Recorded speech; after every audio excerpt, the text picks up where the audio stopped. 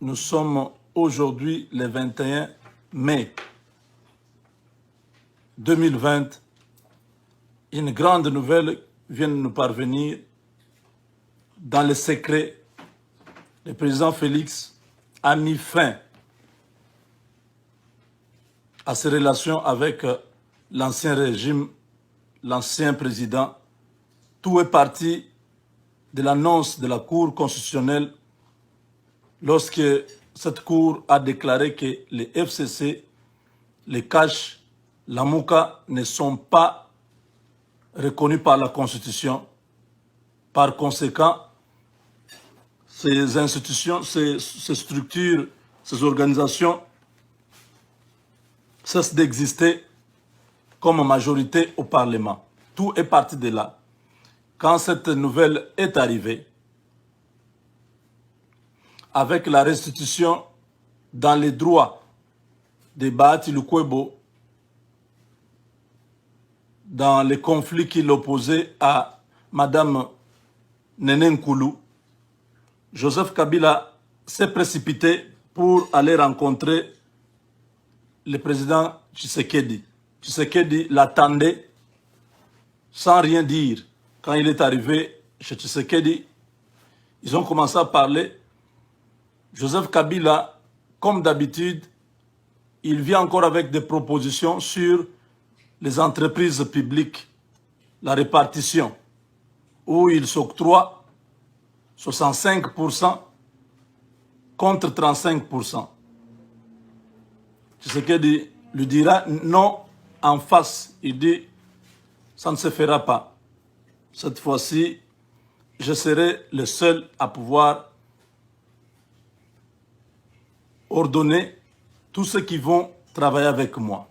Je ne suis plus obligé de pouvoir prendre... Vous avez déjà des ministres.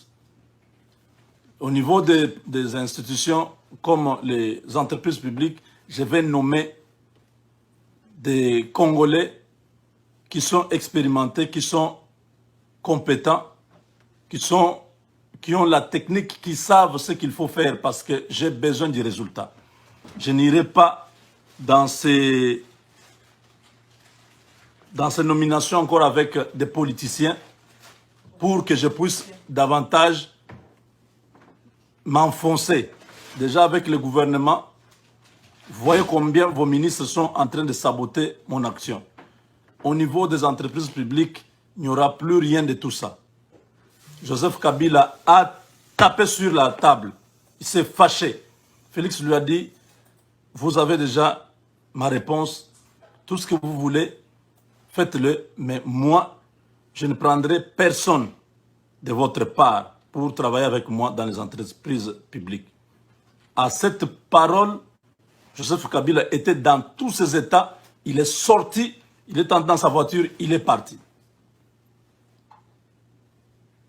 Donc la situation est tendue. Kabila est parti de chez Tshisekedi très fâché. Tshisekedi lui a dit, ça ne change rien. Vos hommes qui sont au gouvernement, ça fait une année qu'ils sont en train de saboter mon action. Désormais, c'est moi qui nomme qui je veux travailler avec. Je ne me réfère plus à vous dans une coalition qui n'aide pas les Congos à aller de l'avant. Le peuple est en train de souffrir et il n'y a que vous, avec vos hommes, qui voulez toujours un positionnement. C'est fini cette histoire-là. Kabila a tapé sur la table. Tu sais qu'il a tapé sur la table. Il dit, advienne que pourra. Les services secrets ont dit à Kabila, si tu ne prends pas une bonne décision, la majorité que tu considères va tomber. Je vous ai dit ces choses. Cette majorité, même les Américains savaient que ce n'était pas une majorité. Voilà pourquoi, au département d'État, vous avez suivi tour à tour Tibor Nagui, Peter Pham, même l'ancien diplomate Herman Cohen, vous dire qu'au bout d'une année, on ne parlera plus du FCC. Ça a pris un peu de temps, mais c'était un calcul. Ils savaient de quoi ils parlaient. nous voilà. Tshisekedi est sorti grand stratège. Attendez, vous allez voir dans les jours qui viennent ce qui se passe. Je ne parle pas de beaucoup de jours. Dès que l'état d'urgence se termine, nous avons une nouvelle majorité au Parlement. Regardez ce qui se passe. Le président est en Namibie. Il dit, je vais nommer un informateur à mon retour et nous allons identifier la majorité. Le président arrive, FCC s'agite, ils font des choses précipitamment, ils invitent Kabound, ils signent des accords. Il n'y a pas un informateur qui est nommé par le président. Première erreur du FCC. Ils se croient malins. Des négociations sur des noms. Kabila commence à envoyer des noms. Albert Yuma, Tshisekedi refuse. Il a envoyé encore le nom de, je ne sais pas de qui là. Tshisekedi a refusé. Et puis on a donné Ilunkamba. Tshisekedi a accepté. Il l'a nommé. Aujourd'hui, le président de la République a envoyé l'ordonnance portant organisation et fonctionnement du gouvernement. Suivez-moi très bien. Ça fait plus d'une année. Non, ça fait une année que le gouvernement Ilunkamba fonctionne sans cette ordonnance-là.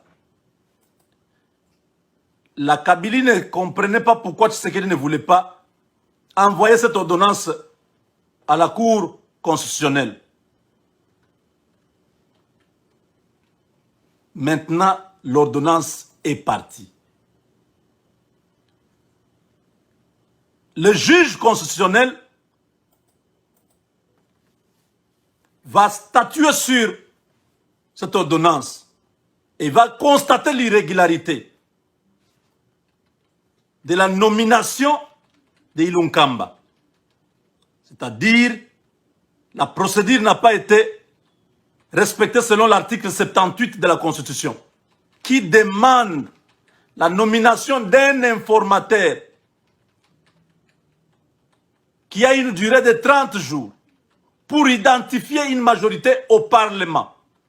Donc, la Cour constitutionnelle va annuler l'ordonnance nommant Ilunkamba pour que tout revienne à zéro. Et Tshisekedi va nommer un nouveau informateur d'ici quelques jours. Vous avez compris? Où FCC a fouté, hein? Bah fouté na ndenge moko.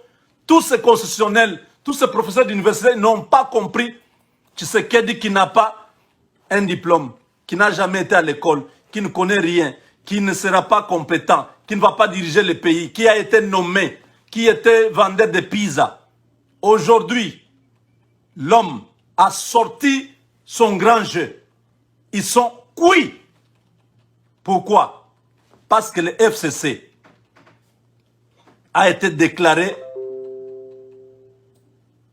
non reconnu par la Cour, la Constitution. Cash n'a été reconnu par la Constitution. La Mouka n'a été reconnu par la Constitution. Parce que ce sont des plateformes électorales. Elles ont cessé d'exister le jour où les élections ont été publiées. Le juge de la Cour constitutionnelle constate qu'Ilunkamba n'a pas été nommé dans les conditions constitutionnelles. Donc, l'ordonnance tombe. Vous avez compris maintenant.